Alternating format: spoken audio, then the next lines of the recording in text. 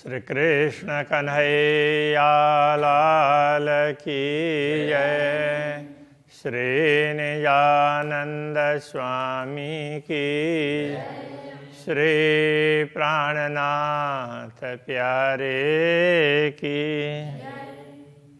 इसका क्यों ना उपजे पर रूह करना सोई उदम, राह सोई लीजिए जो आगू हादिए भरे कदम। जो आगों हादिए भरे कदम। श्री कृष्ण कन्हैया लाल की। ब्रह्मात्माओं के रहन सहन की बात बता रहे हैं। उनका रहन सहन, उनका आचरण किस प्रकार का होता है। तो इसी संदर्भ में ये पूर्व की चौपाई में कहा गया था, प्रेम कैसे प्रकट नहीं होगा, क्योंकि इससे पहले ना प्रेम की बात कही। सब कुछ प्रेम में है, प्रेम होने पर सब हो जाता है ये बताया। तो प्रेम कैसे प्रकट नहीं होगा, तो हमें करना ही ऐसे प्रयत्न चाहिए कि जिससे प्रेम प्रकट हो। तो यदि सद्गुरु के पदचिन्हों पर चलते हैं तो अवश्य प्रेम प्रकट होगा, क्योंकि तो सद्गुरु को हमेशा पूर्ण ब्रह्म परमात्मा के अनुभव होते थे, तो उनका प्रेम था। तो इस प्रकार से ये बात बताई। अब आगे वो करते हैं, ए तिलस्म क्यों ना छूटहि जहाँ साफ न होवे दिल। जब तक अंतःकरण पवित्र नहीं होगा, दिल कहने का तात्पर्य यह है, तब तक ये तिलस्म वैसे तिलिस्मी है, तो जादू का ऐसे ही बनाया हुआ ना, तो ये कुछ है ही नहीं और ऐसे ही बना दिया, फट कर दिया, हो गया इस तरह से। तो कल्पना कर दी तो हो गया ये दुनिया। क्यों ना छूटे, ये किसी प्रकार छूटने वाली नहीं है। जब तक हृदय पवित्र नहीं होगा तब तक दुनिया का मोह नहीं छूटेगा। अरस दिल अपना करके चलिए रसूल शामिल। अरस दिल अपना करके, अपने दिल को परमधाम बना करके। तो अब यहाँ रसूल का अर्थ होता है मार्गदर्शक। मुसलमानों को समझाते हैं तो उन्होंने जिनको रसूल समझाए वो करना पड़ेगा, और हिंदू समझेंगे तो जो उनको मार्गदर्शक मिले उनको समझना होगा। तो इस तरीके से अब हम सोचें कि हमारा मार्गदर्शक कौन है, तो सबके मार्गदर्शक होते हैं। तो सद्गुरु श्री देवचंद्र जी महाराज श्री कृष्ण प्रणामी परंपरा के मार्गदर्शक हैं। तो अब यहाँ उनको ही रसूल समझना पड़ेगा। तो इस तरह से तो उनके साथ चलना होगा, उनके पद चिन्हों पर। उनको शामिल करके का तात्पर्य, तो उनके पद चिन्हों पर चलो, तो हमेशा उनको याद करके उनको साथ रख करके चलो कि वो जैसे चल रहे थे हम ऐसे चल रहे हैं कि नहीं चल रहे हैं। पाक ना होइए न पानी चाहिए अरस का जल। इस पानी से, दुनिया के जल से, सामान्य लोग समझते हैं बस नहा लिया तो पवित्र हो गए। तो केवल इस जल से पवित्रता नहीं होती है, तो परमधाम का जल चाहिए।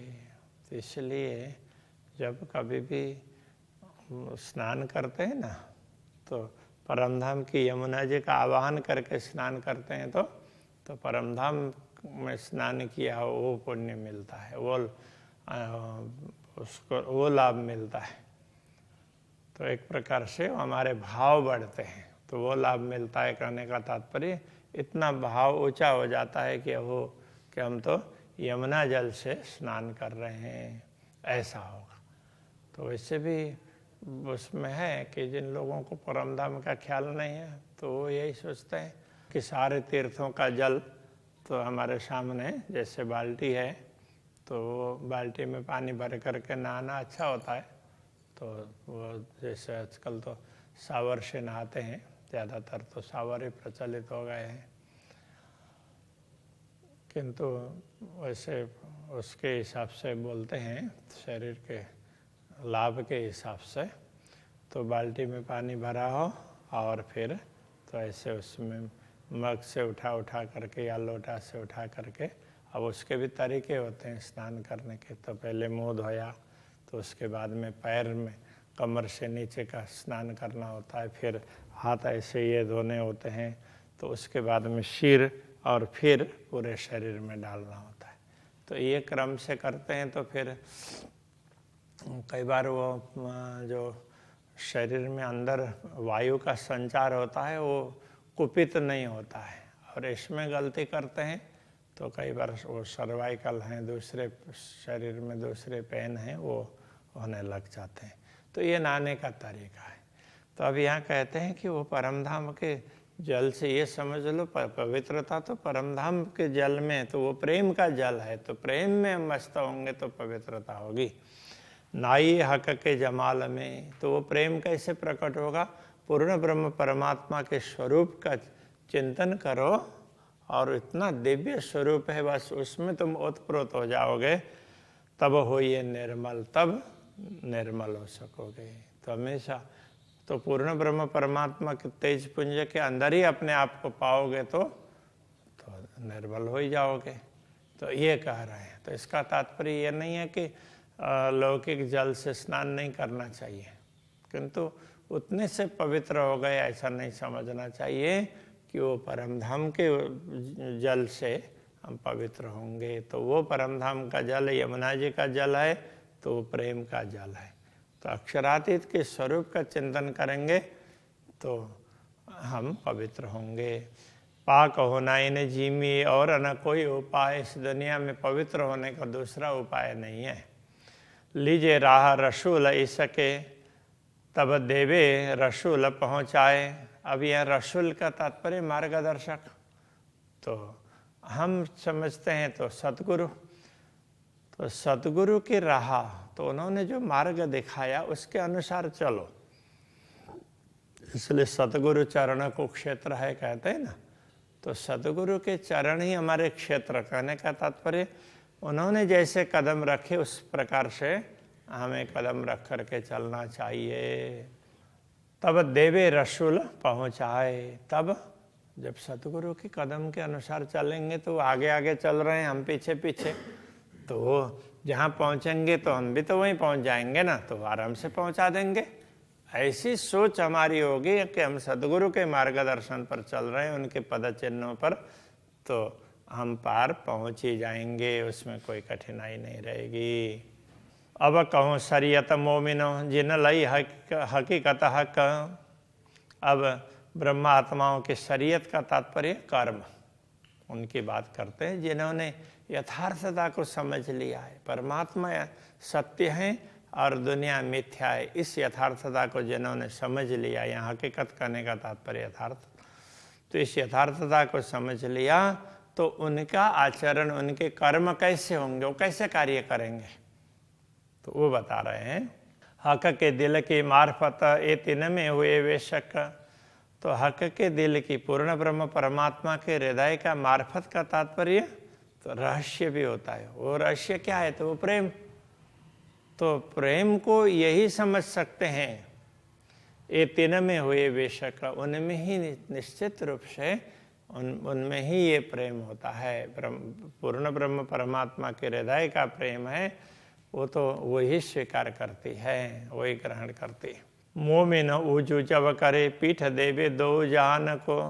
तो मोमिन ऊजू बोलते हैं कि जैसे मुसलमानों में, क्योंकि यहाँ ये उसमें कुरान और उसमें जो मोमिनों की बात तो वहाँ की गई है, तो इसलिए कह रहे हैं तुम जो जिसके लिए मोमिन कहते वो ये नहीं है, तो वो तो नाम मोमिन का लेते हैं और काम गलत सलत कर लेते हैं। तो वो मोमिन नहीं है, जो परमात्मा के प्रति पूर्णतः समर्पित आत्मा है, उनको मोमिन कहा है। तो वो वुजू करते हैं का तात्पर्य नमाज पढ़ने से पहले हाथ धोते हैं। अब उनके तो तरीके अलग हैं, एक कुंड में से वो धो लेते हैं, उसी में से सारे हाथ धो लेते हैं। तो अब वो ठीक है, तो उनका तरीका होगा, लेकिन वो प्रार्थना करने से पहले तो शरीर को शुद्ध बनाना चाहिए, मुख्य बात ये है। तो हिंदुओं में नहा धो करके हाथ पैर सब धो करके प्रार्थना करते हैं। अब अरब में पहले पानी होता नहीं था, तो इसलिए ज़्यादा तो नहीं कर सकते, तो ऐसे तो नहा करके बैठना चाहिए। अब नहा नहीं सकते तो हाथ पैर तो कम से कम धो लें। तो अब वहाँ वो भी संभव नहीं था, इसलिए थोड़ा हाथ में, तो सारे लोग एक ही जगह से, अब सब जगह वही नियम बन गया। जहाँ वो उसमें तालाब में जाएंगे तो भी तो उतना ही वही करेंगे। अब वो तो अब एक परिपाटी बन गए, इसलिए ऐसा करते हैं। तो कहते हैं मोमिन उजू जब करे पीठ देवे दो जहान को। दोनों जहान का तात्पर्य दोनों जहां, दुनिया, दोनों दुनिया। तो अब यहाँ दोनों दुनिया कहने से तो दुनिया जिस प्रकार से चल रही है, तो उस समय भारत में हिंदू और मुसलमानों का संघर्ष बहुत चलता था। तो इसलिए कहते हिंदू लोग जो कर्म मार्ग बता रहे हैं तो वो भी पूर्ण नहीं है, और मुसलमान जो सराह की बात बोलते हैं वो भी दुनिया में जकड़ने की बात है। तो इन दोनों से ऊपर उठते हैं तो परमात्मा का मार्ग ले लेते हैं, तो वो परमात्मा के मार्ग पर चलने का निश्चय करेंगे, तब वो वजू करते हैं। कहने का तात्पर्य है तब देह शुद्धि करके तो फिर वो परमात्मा के मार्ग पर आगे बढ़ते हैं। हौज जो अरस में रूहें गुसल करे इनमो। तो गुसल करना मतलब स्नान करना। तो वो कहाँ स्नान करेंगे? तो यमुना जी में उठ के नहाइए, यमुना जी कीजिए सकल श्रृंगार। और जो हौज तो कोशर तालाब, तो वहाँ जा कर के वो अगर स्नान करना ही है तो वो समझेंगे कि हम यमुना जी में स्नान कर रहे हैं, तो ये भाव होगा। तो सबके अलग अलग भाव होंगे। तो हिंदुओं में जो भी समझदार हैं तो वो सोचते हैं सारे तीर्थों का जल तो उसमें, तो जिस बाल्टी में भी पानी भरा होगा तो वो प्रार्थना करते हैं सारे तीर्थों का जल इसी में आ जाए। और जो पूर्ण ब्रह्म परमात्मा को समझता होगा, परमधाम को समझता होगा, तो वो परमधाम की यमुना जी का जल आ जाए, तो वही प्रार्थना करेंगे ना। क्योंकि दुनिया के और स्थानों से तो और जल से तो तीर्थों का जल पवित्र है, और जिनको परमधाम का ख्याल है तो उससे भी पवित्र जल परमधाम का है। तो वो भाव रख करके करते हैं। दम दिल पाक तब हो वही जब हक की आवे फिराक। तो फिराक का तात्पर्य वियोग, विरह। जब पूर्ण ब्रह्म परमात्मा का विरह, अरे वो तो दिख ही नहीं रहे हैं, तो उनके अंदर तड़प ऐसे आ जा होती है ना, तो अंदर हृदय पवित्र तब होता है। तो बाहर स्नान करने से शारीरिक शुद्धि होती है, हृदय के अंदर अंतःकरण की शुद्धि है तो परमात्मा का चिंतन करने से, वियोग के माध्यम से भी हो या मिलन के माध्यम से, जैसे भी हो, चिंतन करने से शुद्ध होती है। अरस रूहें दिल जुदा करे। जुदा करने का तात्पर्य तो दुनिया से, दुनिया के बंधनों से मुक्त करके, लौकिक कर्म बंधन से मुक्त करके तो परमधाम के तरफ में लगाना। और सबसे हुए बेबाक। बेबाक का तात्पर्य निर्भय, निडर। तो दुनिया के उससे, दुनिया के उसमें से डर करके नहीं, निर्भय हो करके पूर्ण ब्रह्म परमात्मा का चिंतन करते उनको हृदय में बैठाती है। 14 तबकों पीठ दे भाई एक कलमा कया तिन। 14 लोग को पीठ देना ये उनके लिए कलमा। तो कलमा का तात्पर्य तो वो जैसे मंत्र उच्चारण समझ लें, तो उसको वो कलमा बोलते हैं मंत्र को। तो मंत्र उच्चारण क्या है? तो 14 तबक से पीठ दे करके परमात्मा के तरफ, परमधाम के तरफ उन्मुख होकर के स्तुति करते हैं, तो वो मंत्र उच्चारण हो गया। तो वो उनका कलमा है। कलाम अल्लाह यूं के भाई एक कहनी है मोमिन। तो मोमिनों का वचन कुरान में भी अल्लाह कलाम बोल करके जो लोग कुरान को मानते हैं तो इसमें भी ये कहा है कि मोमिनों का कथन क्या है, तो परमात्मा की बात करेंगे। तो अब प्राणनाथ जी ने तो ये कह दिया, तो अल्लाह कलाम में यथार्थम सागर है, तो इसमें क्या समझाया गया है कि पूर्ण ब्रह्म परमात्मा को निस्दिन ग्रह्य प्रेम सो श्री युगल स्वरूप के चरण उनका स्मरण करो, उनके चरण कमल को हृदय में बैठाओ, तो ये उनका कलमा है। तो इस तरह की उनकी प्रार्थना होती है। मंत्र का उच्चारण कहने का तात्पर्य प्रार्थना है। ला फना सब ला करे और इला बका ग्रहे हक। ला अथवा फना जो कहते हैं दुनिया में, ला का तात्पर्य वो भी नहीं है जहाँ तक मिटने वाला है, तो उस सब को उसका कोई अस्तित्व ही नहीं, उन सबको ला करते हैं का तात्पर्य तो उनको मना करते हैं। तो मतलब जिस जो नहीं है तो जो दिख रहा है वो यथार्थ में नहीं है, तो इसको महत्व नहीं देते। और इला बकाग्रह का तो जो अविनाशी उसको ही अखंड मान करके उसको ग्रहण करते हैं, और परमात्मा को ही अविनाशी समझते हैं, बाकी दुनिया सब परिवर्तनशील है ऐसा मानते हैं। एक कलमा हकीकत मोमिन और हक मारफत बेशक। तो ये कलमा ये ब्रह्मात्माओं का कलमा का तात्पर्य ये कलमा है। हकीकत का अर्थात यथार्थ वस्तु को समझना, यथार्थ ज्ञान। और हक मार्फत का तात्पर्य परमात्मा की पहचान। तो बस ब्रह्मात्माओं का कलमा यही है, यथार्थ परमात्मा को समझ लेंगे, यथार्थ ज्ञान होगा और परमात्मा की पहचान होगी, तो फिर उनकी जो स्तुति करेंगे तो वही कलमा हो जाएगा, जो बोलेंगे वही कलमा हो गया। फिर नूर के पार नूर तजल्ला रसूल अल्लाह पहुँचे इत। नूर के पार नूर तजल्ला, कुरान में इस प्रकार समझाया गया कि नूर से परे नूर तजल्ला, तो रसूल वहाँ पहुँचे। अब यहाँ अब रसूल तो पता नहीं उनको उसमें पूरा स्पष्टता उनको नहीं लगा कि हम कहाँ पहुँचे हैं, उनको ऐसे लगा कि उनको कुछ अलग वस्तु कुछ दिखाई दे रही है और वो वहाँ पहुँचे हैं, ऐसा फील हुआ था। तो अब ये सदगुरु श्री देवचंद्र जी महाराज की बात करेंगे तो सदगुरु श्री देवचंद्र जी महाराज कहाँ पहुँचे? उन्होंने तो सीधा परमधाम को पूरा देखा, पूर्ण ब्रह्म परमात्मा ने ये सब दिखाया उनको प्रत्यक्ष दर्शन दे करके। तो वो अक्षरातीत को तो लगा अरे ये तेरा दरबार है, तेरा घर तो ये है, ऐसा करके समझाए। देख पूर्ण ब्रह्म को देख, तुम्हारे सामने बैठे, ऐसा करके तो ये सारा स्पष्ट रूप से दिखाया। मूल मिलाव में राज्य श्यामा जी विराजमान है और तो इधर ब्रह्म आत्माएं हैं, तो अब ये तुम्हारे पर आत्मा ये है, ऐसा करके तो सुंदरबाई सखी तो उनको दिखाया। तो इस तरह से उनको अब सतगुरु को जब ये दिखा तो उनको लगा अरे मैं तो परमधाम में हूँ। तो इस प्रकार का अनुभव होता है।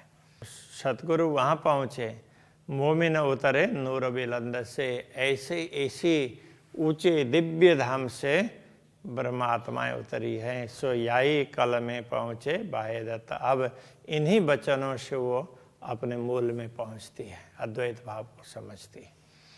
जब कभी ना कछु ना रखे तब बूझ भई कल में। जब परमात्मा के सिवाय दूसरा कुछ किसी को महत्व नहीं देंगे तब उनको ये ब्रह्म ज्ञान की समझ होगी। कलमा को बुझ होना मतलब समझना, बुझ जाना, समझ जाना। तो बुझ जाना मतलब मिट जाना उस अर्थ में नहीं है, आग बुझ गई है, लौ बुझ गई, ऐसा उसमें नहीं। यहाँ बुझना मतलब समझना, अज्ञान को मिटाना। जब यूँ कलमा जानिया तब बका हो ततिन से। इस प्रकार वो इन वचनों को समझते हैं तब अखंड का अनुभव करते हैं। और ख्याल में आज थोड़ा ही हुआ, लेकिन थोड़ा सा इसको ना, तो ये ब्रह्मात्माओं की बात है तो थोड़ा करके आगे बढ़ते हैं। श्री कृष्ण कन्हैया लाल की। तब बका होत तिन से तब बका हो ततिन से। जब कबिना कछु न रखे, तब बुझ भई कल में। जब यों कलमा जानिया, तब बका हो ततिन से। तब बका हो ततिन से। लाल की जय। की जय।